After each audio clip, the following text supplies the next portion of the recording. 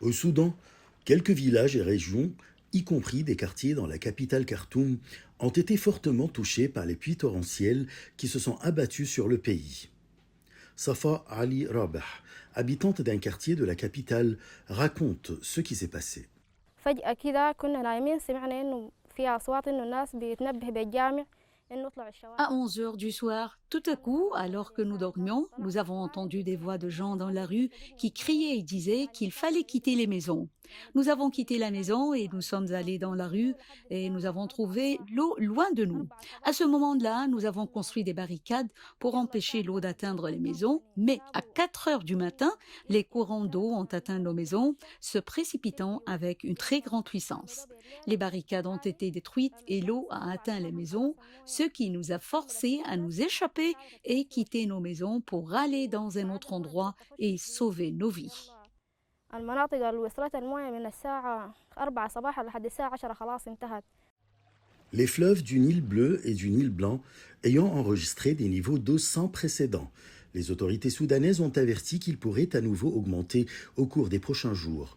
Elles ont également précisé que jusqu'à présent, plus de 19 000 habitations ont été détruites dans les zones sinistrées, forçant les habitants à quitter leurs maisons. حوالي الساعة 11 كده خلاص ما بقى البيوت كلها بقت فاضية ما في زول في البيوت. Après ces inondations, les maisons sont devenues vides de résidents et personne n'était à l'intérieur.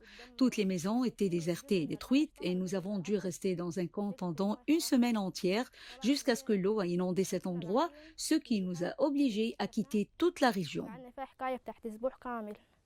بعد أسبوع جينا راجعين لقينا خلاص يعني ما في مكان نقعد فيه. Face à cette crise, l'interdépendance entre les membres de la société était très présente et la participation active et le soutien aux personnes touchées par ces inondations étaient évidents. Notre perte était très grande, mais les gens de cette région nous ont beaucoup aidés et nous ont fourni des tentes pour vivre, nous ont fourni de l'aide, de la nourriture et de l'eau potable. Sans eux, nous aurions été dans une situation beaucoup plus difficile.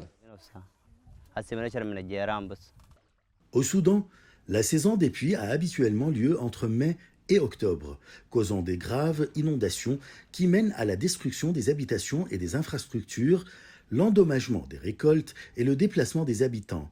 Cette année, plus de 136 000 personnes ont été affectées par ces inondations à travers le pays, selon le Bureau des Nations Unies pour la coordination des affaires humanitaires.